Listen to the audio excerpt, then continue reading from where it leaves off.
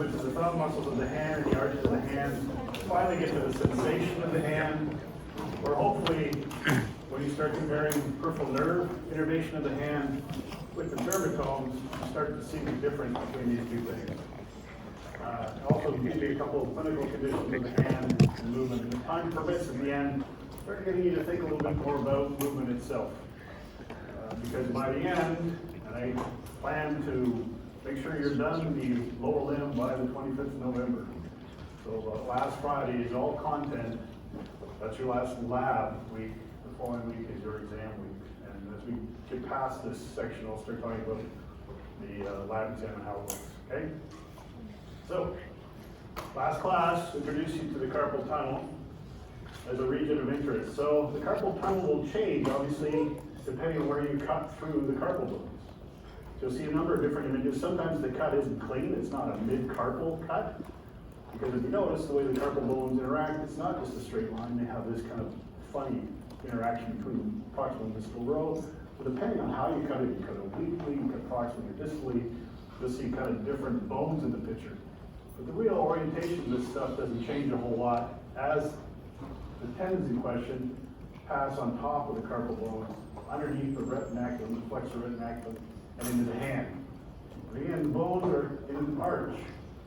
So all across the back will be all those extensors we talked about, going through their different synovial membranes and channels, linking them together. But they're on the outside of the carpal tunnel.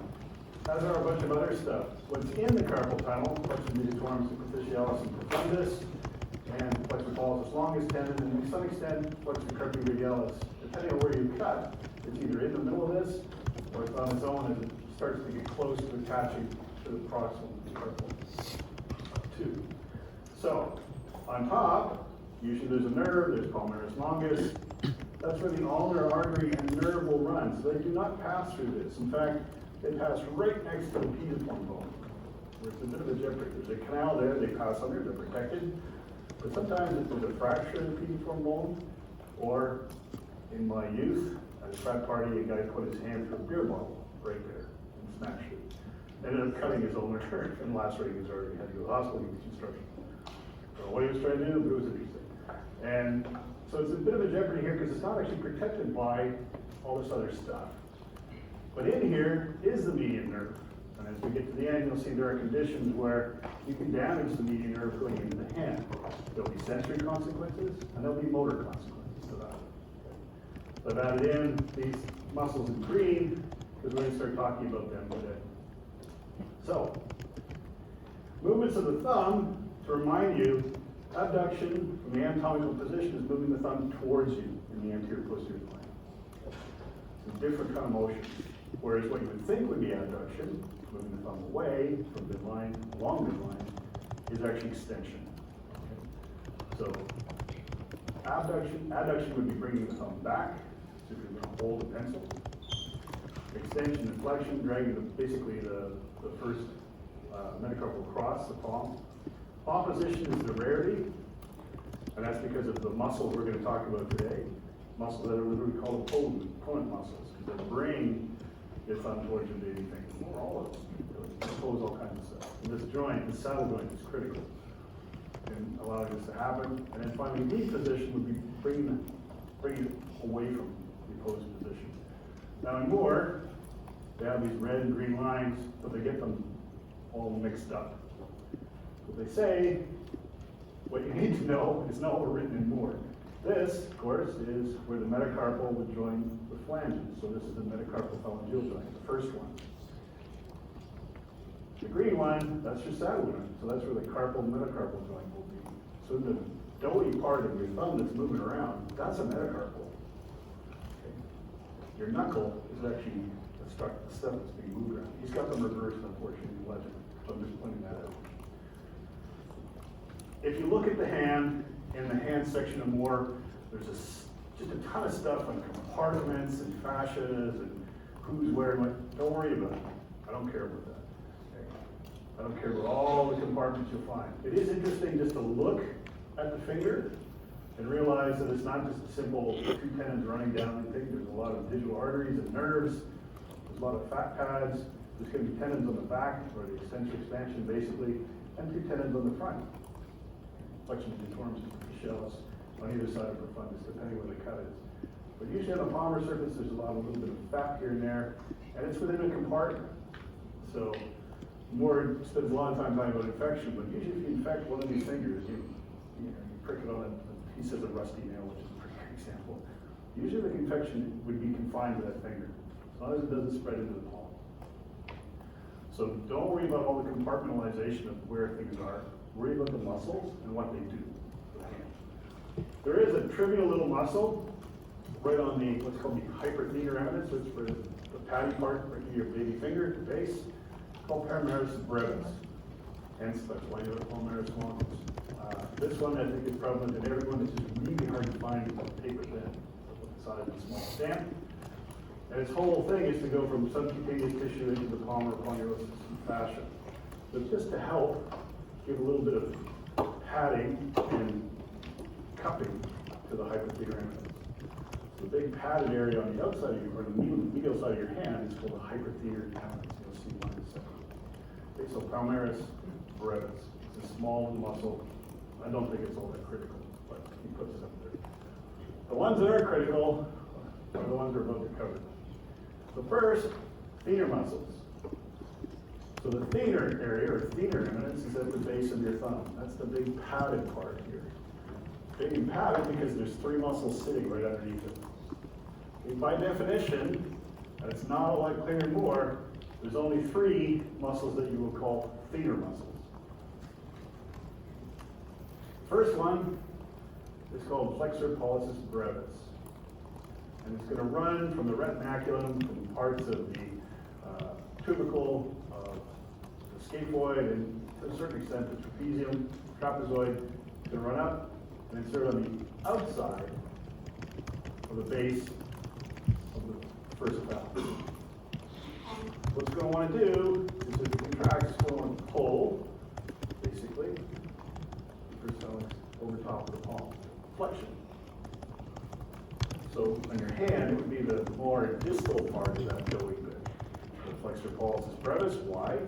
Because you already know there's an extrinsic muscle, flexor pollicis longus, that only flexes the distal phalanx. So now you've got what's called an intrinsic muscle in the hand that's dedicated to basically helping bring the thumb with the saddle joint over in flexion.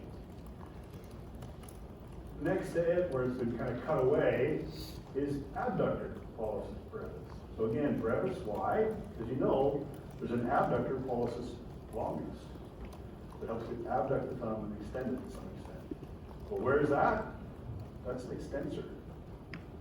That's supplied by the radial nerve. Okay? But it's going to help to extend and abduct your thumb. This one, this little guy, same kind of origin as proximal attachment as the flexor pollicis brevis, and same attachment actually. Goes up and inserts right on the base of that first phalanx. Because of its line of pull, though, instead of just wanting to flex, it's also going to want to abduct the thumb. So it's going to help with abduction of your thumb. But again, unlike abductor pollicis longus, it's intrinsic to the hand. Okay, so these two are side by side, and they're the ones that if you're pushing on this doughy part, they're the ones you're going to feel. If you remove both of them, then deep to them is the opponent's pollicis. Okay. No longus, no brevis, there's only one. The opponent's pollicis has a complex origin, but where it inserts is actually onto the shaft of the metacarpal. It doesn't go near the phalanxes. So when it contracts, all it can do is help to drag the metacarpal into opposition. Okay? And opposition isn't just flexion of the metacarpal, it's actually taking the metacarpal and rotating it about 90 degrees. So if you impose your thumb, you notice immediately that the pad is facing you in this position, but as you go over here, this has to rotate because all of a sudden it's still facing you, but it's already flexed. Okay, so this rotates about 90 degrees. Metacarpal will rotate. And why? Saddle joint being along to the right. Okay. That's called opposition. And that's what he will do. You'll see a few more figures of these. So these 3 are classified as classic thenar muscles. Their nerve supply is mostly What do I mean by that? Well, the abductor pollicis brevis is definitely median nerve. The opponent's pollicis is definitely median nerve. But the flexor, only the superficial part of it. So they talk about flexor pollicis brevis can have two parts. The more superficial part is median nerve. The deep part of that muscle is ulnar. So if you remember, the tricky one is this dude, 85. So it's got mixed innervation, just like the fundus did. So you can lose one nerve supply, and yet that muscle still will work. It's just going to work a lot weaker. It's only using the more superficial head or the more deep head. Keep that in mind. Okay, so these are the feeders. Above that, I'm going to show you another picture in a second, is an abductor pollicis. A lot of people always say that's a feeder. It's not. It's a whole bag of tricks. So don't call that a feeder muscle. Opponent's adductor pollicis actually has two heads. You'll see them in a second. What's it going to want to do? It's in the big web part of your hand here. It's going to want to adduct the thumb. So if the thumb is abducted, it's going to bring it back down. Very strong. So it's a very strong adductor. Swing to the other side of the hand, the more medial side. This is the hyperthenar eminence, so that's the doughy part here. And now there's three intrinsic muscles just dedicated to moving basically the baby finger part. Okay? There's going to be an abductor, digiti minimi. It's the one on the outside of your baby finger, and it's going to do what? Abduct. So it's going to pull that baby finger away. That's what it does. So if you feel the side of your finger, you quickly abduct your finger, you'll feel the muscle pop. That's the abductor digiti minimi. So that allows you to abduct the baby finger. Keep that in mind. Okay. There's a flexor next to it, digiti minimi. And these are the two most superficial parts of that doughy part. On your hand, on the hyperthenar eminence. And the flexor digiti minimi, what's it going to want to do? Well, it's going to want to flex the phalanx, right? So bring it into flexion, help with opposition to some extent. Now, the opponent's is the last one, it's the deepest one. So the opponent is deep to these two, and again, it doesn't cross onto a phalanx. It actually inserts onto the top part of the metacarpal. So just like the thumb opponents, it doesn't act on these digits, the distal phalanxes, or any of the proximal. Same with this one. It's going to grab this metacarpal and pull it into flexion. Remember, that metacarpal has a lot of mobility to it. Right? You can move that sucker around. Partially due to the ability of the opponents to pull it in, not only flexion, but to oppose with the thumb. Now, the one misnomer is flexor digiti minimi. In a lot of figures, and more you'll see it written that way, in the text and in other anatomy books, you'll see it written as flexor digiti minimi brevis. But through evolution, we don't have a long list. I don't know if we ever did. So I'll take either one. You can either call it flexor digiti minimi or flexor digiti minimi brevis. But if you look at the tables or in the text, it's usually written as brevis. Don't know why, there's no longness. Okay? These three will help to either, so the abductor attaches to the distal phalanx, the flexor attaches to the distal phalanx, or proximal phalanx, so it helps to flex or abduct your baby finger. The opponent's doesn't have anything to do with the finger itself, it just has to move the metacarpal. But they all will help to form what? Cupping of your hand when you grab or hold it. And these three are called the hyperthenar muscles. So 3 hyperthenars, 3 thenas. The saving grace is all 3 of these are supplied by the ulnar nerve. Remember the forearm, the ulnar nerve wasn't doing a whole lot. It was only supplying 2 heads of flexor digitorum fundus and flexor carpial ulnaris. But now that it's getting into the wrist, you're going to see it supplies the bulk of these intrinsic hand muscles. So it supplies all hyperthenars. It also supplies the abductor pollicis. The abductor pollicis is ulnar, the hyperthenars are ulnar, and half the flexor pollicis brevis, the deep part, is also ulnar. So here again is a clearer picture of the abductor pollicis. It has 2 heads. Has an oblique head and it has a big transverse head. And again, if you abduct your thumb and you feel in here, the doughy part between the thumb and the hand, right in there is where the adductor's going to live. So it's going to help you to abduct the thumb and hold things against the palm. And it's supplied by the ulnar nerve. Now there's other arteries and stuff we talked about here, but there's a better picture later. I don't like these pictures. These are the ones from Newmore. I think some artist got crazy and just decided to draw everything when a simple picture would have been better. So I showed you the first ones. But again, here we go. These are the abductor digit minimi, flexor digit minimi. Deep to them would be the opponents. These are your hypofingers supplied by the ulnar nerve. On the theater eminence, we have flexor pollicis brevis, abductor pollicis brevis, and deep to them would be the opponents. So over here, they've kind of cut and moved away and shown enough of the opponents you can see. And then the inductor will be in here. They've cut off all the hypofingers to show you the opponent on the inside. It's just a different view, and if you notice, there's a lot of other muscles up here between the metacarpals that we'll come to next. The good image is the adductor pollicis with its two heads. Really, either head doesn't matter. All it's trying to do is to bring the thumb back to the hand and bring abductor. It's an adductor. Okay, so there are 4 muscles called lumbricals, 4 muscles called the dorsal interossei, and 3 muscles called the palmar interossei. There's a few things to remember about them. The lumbricals are the most interesting. So they're 1, 2, 3, and 4. 1 would be tied to the second digit, 2 would be tied to the third, 4 would be tied to, 3 would be tied to the fourth finger, and 4 would be tied to the fifth. And what you notice is they have a very strange attachment.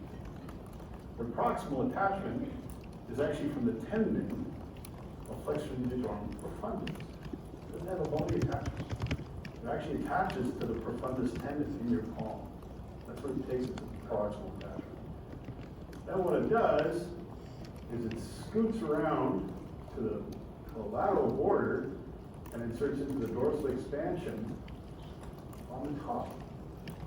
So it's running from the profundus tendon to basically the extensor tendon or expansion on the top of the finger, distal to the knuckle. No bony attachments at all. The lumbrical means worm. Lumbricus is worm in Latin, so that is why it's called a lumbrical. They're very tiny, they're incredibly hard to dissect. They look like tiny little earthworms. And if you find the tendon of profundus, you start moving around, you realize this muscle is going with it. 1 and 2 are called unipennate muscles. Meaning, if you look closely, it's hard to see here, but muscle fibers run from the tendon of profundus around and insert into dorsal expansion, but they only have one line of muscle fiber direction. 3 and 4 actually are bipennate, and that's because 3 and 4 take their attachment from, of course, number 3, lumbrical, takes its attachment from the profundus tendon of the third finger and the fourth finger. So the 2 heads come together, same idea. Except now 3 and 4 actually are coming from 2 different parts of the profundus. In fact, the 2 parts here are going to be supplied by the ulnar nerve. The middle one is supplied by the median nerve, muscle fiber. So the 3 and 4 are bipennate, 1 and 2 are unipennate. I'll get to their function in a second. But if you remember that, then you remember 1 and 2 are supplied by the median nerve. 3 and 4 are supplied by the ulnar nerve. I always use the idea that, okay, if profundus going to the distal balance of basically the fourth and fifth finger, we're ulnar, and the lumbricals going in that same direction, we're also lumbar. And they are. Okay? So median nerve supplies lumbricals 1 and 2. They supply what else? The superficial part of flexor pollicis brevis, abductor pollicis brevis, and opponens pollicis. Everybody else is supplied by the median nerve, or the ulnar nerve, sorry. So if you remember who the median nerve supplies, it's now simple to remember everything else has to be ulnar. So it's the flip of the forearm. Where only 1.5 muscles are supplied by the ulnar nerve in the forearm, and the median nerve supplies everybody else. In the hand, the median nerve supplies basically 1.5 muscles, and the ulnar nerve supplies everybody else. The dorsal interossei, they're actually closer to the back of your hand, and their origins are from in between all these metacarpals. And there's 4 of them, and they are bipennate. Meaning you're going to have 2 heads. For the first dorsal interosseous, part of it attaches to the base of the first metacarpal, and part of it attaches to the base and shaft of the second one. And then its tendon also runs around and serves another dorsal expansion. Number 2, same thing. Takes 2 heads, but passes lateral. 3 lateral, 4 lateral. No, well, actually, not lateral to the finger, but attaching up here. So why do they do this? Well, because they're involved in abduction. So remember, for the hand, there's a line that goes right down the middle of your middle finger. And anything moving away from the midline is called abduction. So when you abduct the fingers, you splay the hand.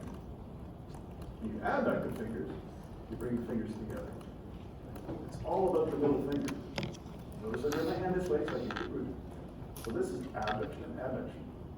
So these guys, dorsal interossea, abduct, dab. So dorsal abduct. Palmar, adduct. So how does that work? Well, let's take the baby finger. It's got its own abductor. Right. So it doesn't need that. But how do we move the ring finger into abduction? Well, we have a tendon that comes up, starts into the dorsal expansion, will help with abduction. What about if we want to move the middle finger itself? You can't. Right? So try not to get rude. You move the middle finger around, you can abduct either both ways. It could be a Washington fan.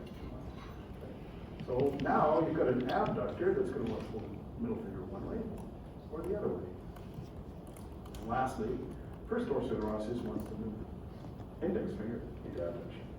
The thumb doesn't have to worry about it. The thumb has all those other muscles to worry about moving it around, so it doesn't need any of these. So the interossei are primarily involved in either abducting the fingers, including the middle one, left or right, or the palmar ones now have to adduct. So what do we need to do to adduct? Adduct. I'm in trouble today. One's going to move the ring finger in towards the ring finger. One's going to move the ring finger towards the midline, and one's going to move the index finger towards the midline. You only need 3 to do that. So there's 4 involved in abduction, because you have to be able to abduct the middle finger left or right. But to add, you only need 3 palmar interossei. Isn't that cool? So that's how they work. All of these, except for the first 2 lumbricals, are ulnar nerve. Now the last thing is they all have the same kind of weird design.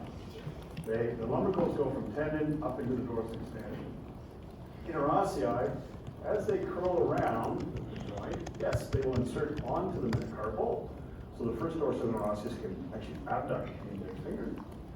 But it then goes into the dorsal expansion. And all of them do that. Both the palmar and dorsal interossei all curl around and pass not only to the side of the joint, either abduct or adducted, but then onto the dorsal expansion on the top. So that's what they'll do. They'll be able to either abduct or adduct. They'll also be able to flex these joints. They can help with flexion of the metacarpal joints, all 4 fingers. But because they go into the dorsal expansion, they also want to extend the middle and distal intercarpal joints. Together with the bipod movement. Okay, I like shooting pool. Either one. All the lumbricals and all the interossei will facilitate this. Think about when that might be useful. Grabbing something. Right? They're going to be profundus and superficialis. You're going to try and curl a hand in. Maybe you want to have a bit of control and extension up here. You really want to help with flexion at the metacarpal. So all these will. So the dorsal ones will abduct. Palmar ones will adduct.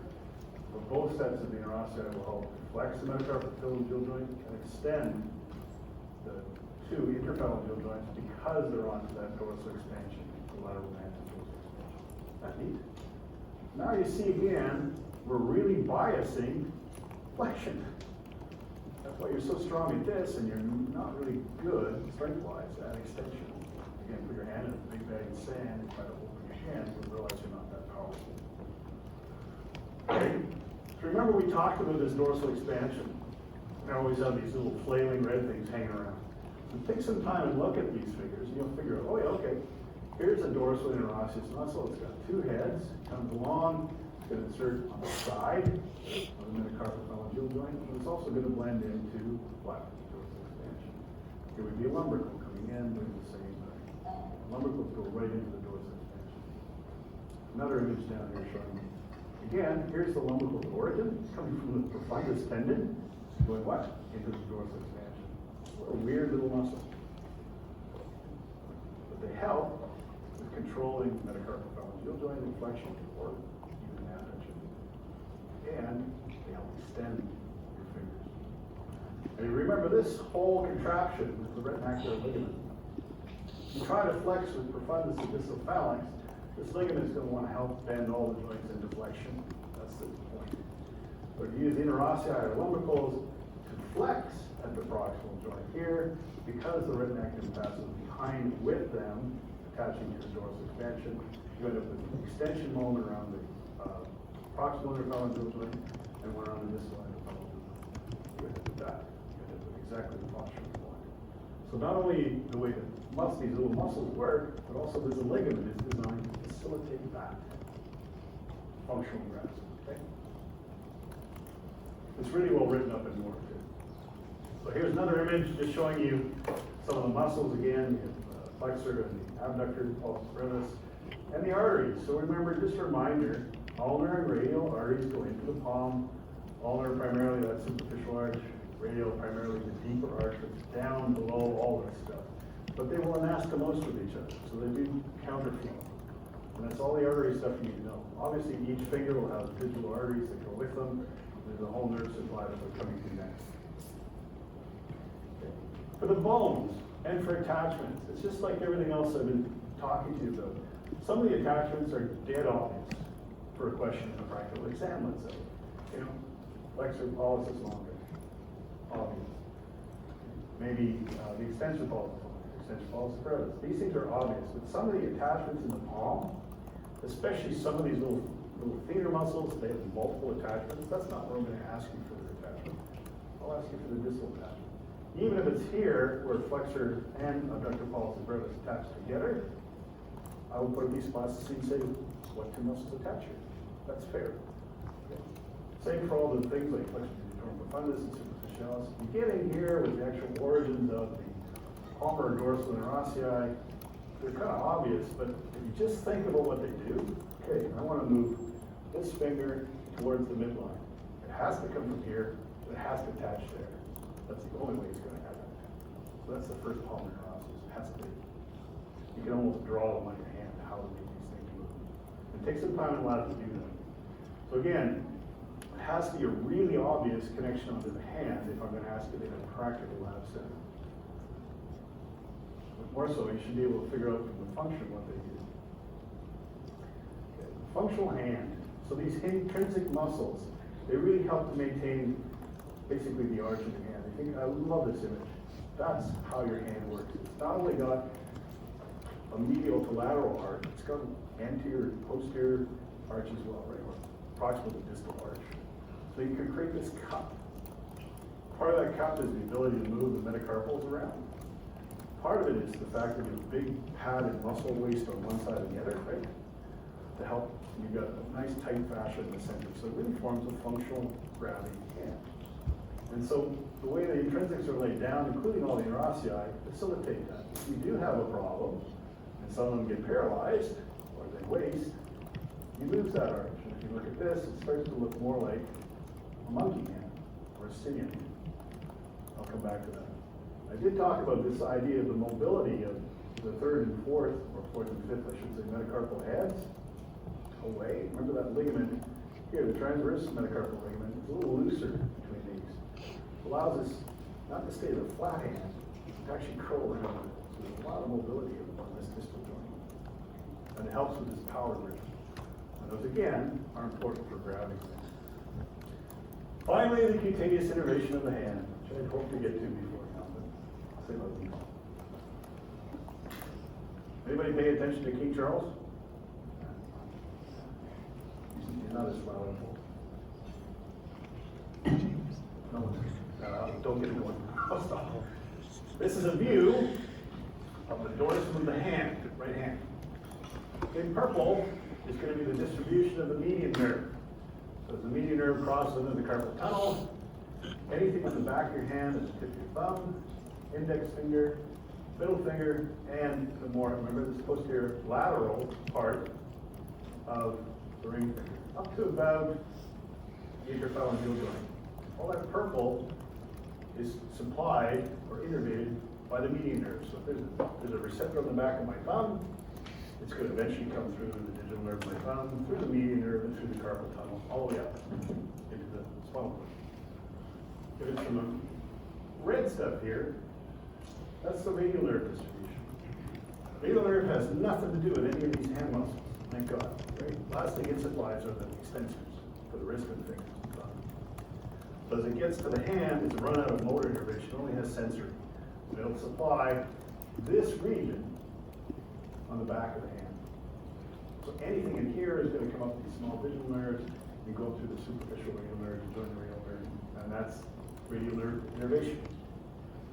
On the outside, on the back of your baby finger, half of your ring finger, and a bit of the back of the hand in yellow would be the innervation of the ulnar nerve. So anything in here is going to come up these digital nerves and eventually go onto the anterior surface and come up the ulnar nerve, underneath your elbow all the way into the brachial plexus. This is the posterior view you need to know, especially this little tricky part here. If you're testing my ring finger on the inside here, well that's median nerve. On the outside, the ulnar nerve. They're going totally different ways. The axons from receptors in there, going to totally different ways to get into the spine. Anterior surface is a different ballgame. The radial nerve is just responsible for supplying a little bit at the base of the thumb. The skin there is going to be superficial radial nerve, just that. And then all the back part here. The purple part is your median nerve. Covers the bulk of the palmar surface of your hand. So all the thumb, index, middle, and again, the inside, which or lateral part of the ring fingers, and right around the palm. This is all your cutaneous receptor here is going to come up through the median nerve, and then go into the spinal cord. The ulnar nerve, thank God, on the palmar surface looks honestly just like it did on the dorsal surface. Okay, so the palmar surface, again, it's the ring finger and the lateral palm, hypothenar eminence, but it's only half of the ring finger. So I like this one, thinking I'm going to take my hand, I'm going to dip it in some paraffin wax or something that runs halfway along my ring finger. And then anything in here, front or back, is ulnar nerve. So anything on my index finger, on my baby finger, front or back, if you wish, the inside, medial side of my ring finger is going to go up through the ulnar nerve into the spinal cord. That's the only cutaneous innervation I care about for now. It's the hand, front and back. So you need to know that. Why? Remember dermatomes? Here are dermatomes. Here are the images from Moore on the same page, figure 3.54. And if you notice, the cutaneous innervation of the dermatomes don't match up, do they? Two different figures. Why? This is where the peripheral receptors are taking the highway into the nervous system. Sometimes they grab the median nerve, sometimes they grab the radial nerve, sometimes they come up the ulnar nerve. Three different locations on your hand. But when they get into the thumb, if it's coming from the median nerve at the top, anteriorly, or even in the base of the thumb, and coming through the radial nerve, where does it end up? C6. So that's the difference between a dermatome and a cutaneous innervation. Cutaneous innervation is just a peripheral nerve. It might be carrying axons that are going to go to multiple spinal cord segments. Whereas a dermatome, anything in this area here, if it's a cutaneous receptor, it's going to go to C6. It might take a different route to get there. It might take from the median nerve on the front or from the radial nerve on the back to get to C6. Yes? Would C8 and the ulnar nerve sometimes be hard to distinguish until you get to the wrist because they follow similar patterns? Yeah, so that is tricky. And the other thing is, when you test the dermatomes, you gotta really bias the dermatome, because there's overlap. So I would distinctly go out here and feel out here if you're thinking of the dermatome, but it won't present like this. It will present with this pattern. However, if you get proximally, things get different. If the ulnar is damaged here, you might lose the cutaneous sensation. If the ulnar is damaged here, you got a whole lot of muscle problem. So that's where myotome dermatome stuff plays into it. Where is the ulnar damaged, or is it the ulnar? And again, if you come up a little farther, if you look at the map, C8 comes up to about this line around here. If it comes up and then all of a sudden T8's fine or gone as well, and you keep chasing things and they're gone, you know it's a dermatome, it's not a dermatome. But you immediately look for other things, like if it's an ulnar, where is it damaged? It can be damaged here, it can be damaged in the palm. What is damaged there? If it's damaged at the back, the epicondyle, the left condyle, you won't be able to mediate. That's flexion carpulars. Can't flex these two, that's flexion fundus. So that's the only molar condition you have to worry about. So that's the difference between quickly scanning someone for a dermatome problem, and then if you think, oh, it could be either C8 or it could be the ulnar, then you start testing the ulnar and find out, is it a peripheral nerve problem? Maybe they just have a digital block here, and only part of the little finger is gone. So you have to sort of be very careful. That's why I wanted to wait until you take survey. So if you're examining someone, you have to know the peripheral nervous system as well as dermatomes. You don't have to know that. This is just a comparison that we quickly done to sort of hand. Okay. So a couple of interesting things. The Quervain syndrome, if you remember, the extensor pollicis brevis and abductor pollicis longus tendons, they both go through the same tunnel in the extension expansion. So extensor retinaculum, they go through the same thing. If you're a badminton player or a tennis player, you're used to this fantastic functional ability to over-deviate the hand and basically allow you to grab something with the tool you're using is in the same plane as your arm. That's fantastic. Fencing. Imagine if you had a fence like that. No, because you can do this, you can do all kinds of stuff. When you do this, of course, you strain that compartment a whole lot. So this is called the Quervain syndrome. You have someone just put their thumb inside their fingers and then ulnar deviate. And if they get shooting pain, not only in the thumb, but up the distribution, you know they've got tenosynovitis. Or inflammation of the tendon. Fallon's test is for carpal tunnel syndrome. Remember, in carpal tunnel, any kind of extreme flexion or extension that will compress the carpal tunnel might cause the median nerve some problems. So if you do this for a period of time, you're kind of occluding, if you wish, or putting real pressure on the carpal tunnel. It's called Fallon's test.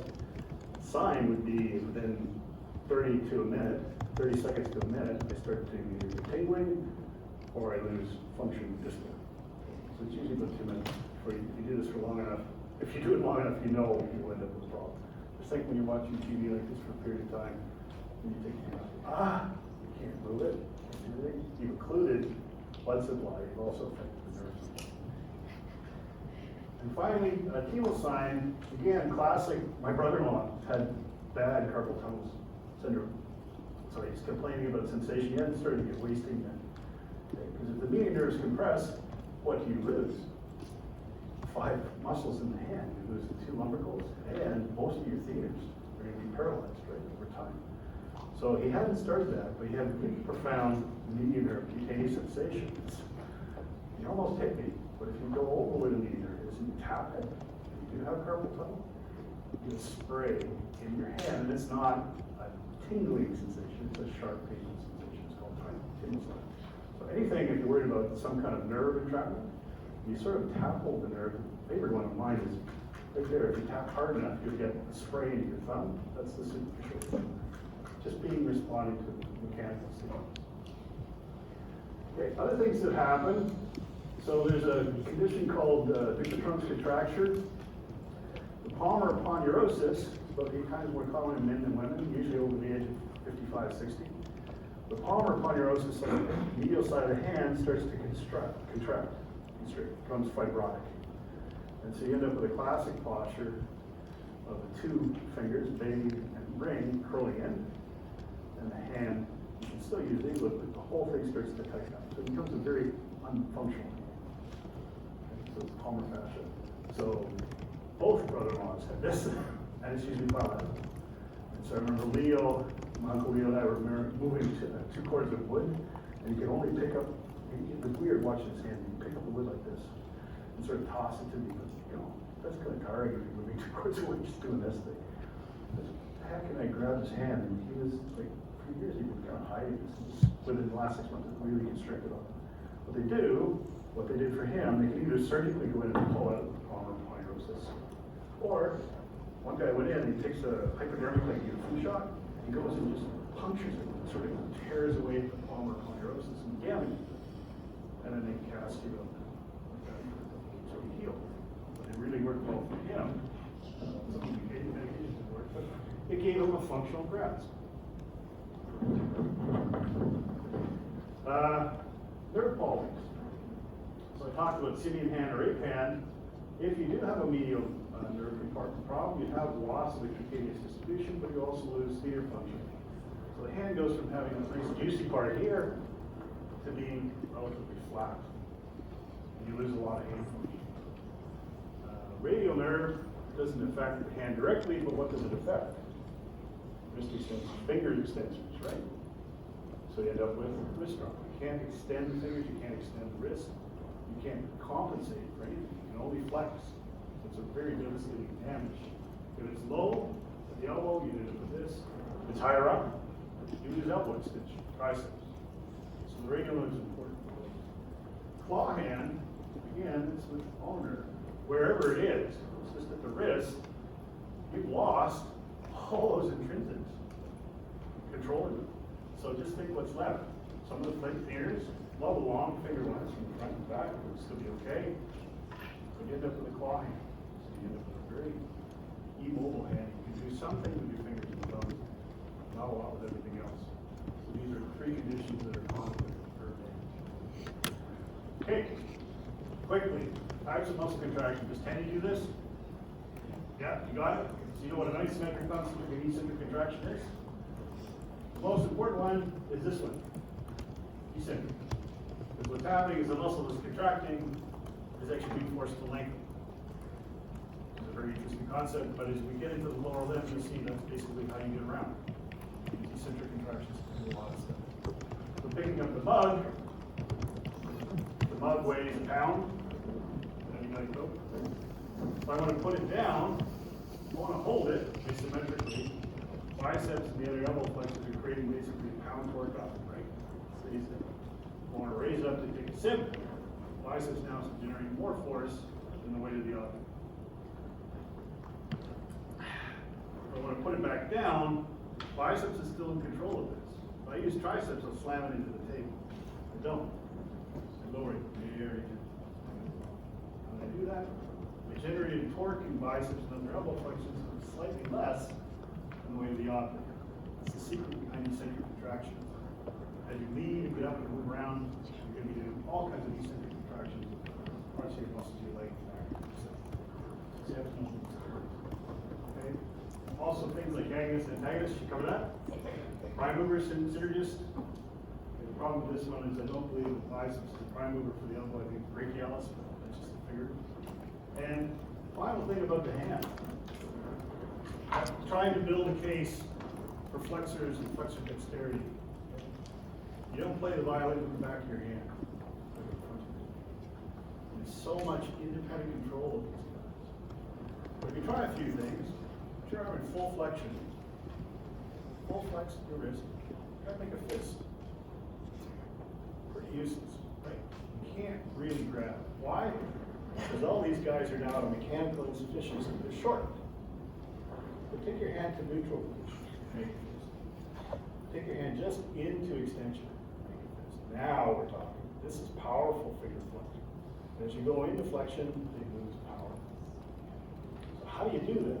Remember, we have muscles that control just the wrist, right? So extensor carpi brevis, longus brevis, and extensor carpi ulnaris will help hold the wrist here. And when you squeeze something, the flexors aren't uncompensated. You don't put them in this position.